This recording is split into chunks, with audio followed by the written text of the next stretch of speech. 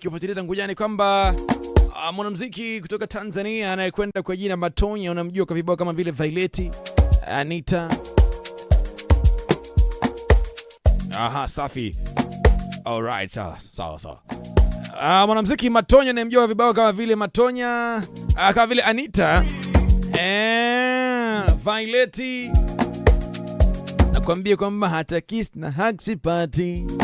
Oh mama baby. Ni kama Matonya tunavyozungumza sasa hivi. Matonya ni story ambayo imekuwa ikitrend tangu jana. Ni kwamba jamani, Matonya ameweza kufikisha mahakamani kuhusiana na kesi nzima ya masuala mazima ya wanasema kama ni rape ile.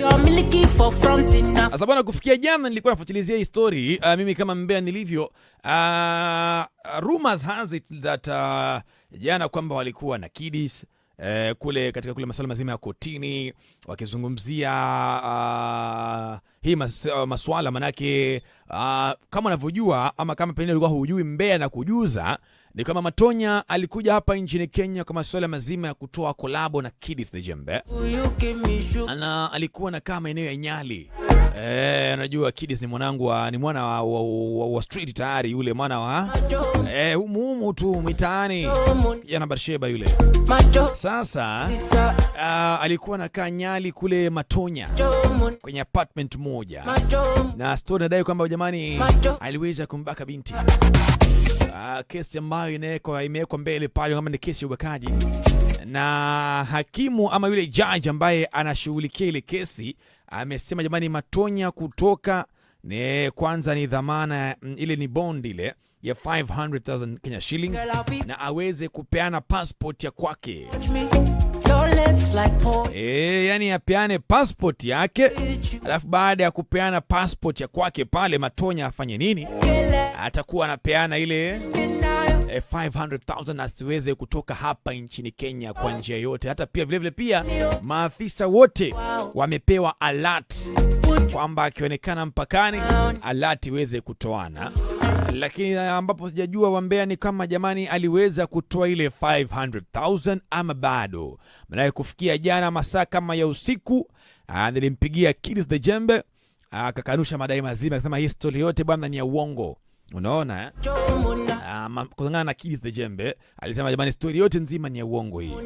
Nikapigia wambea wengine wawili watatu, lazima najua mimi ni mbea, na lazima kama mimi ni mbea lazima nije usaka umbea. Nikapigia washikaji wengine pia wawili watatu, wakaniambia jamani ni kweli hii story ni ya ukweli, na kule mbele walikuwa na Kiddies kule anajaribu kumtetea. Unajua yeye alikuwa kama ndo mkazi wake, ni mwenyeji wake, kwa sababu anatufanya masuala mazima ya collaboration.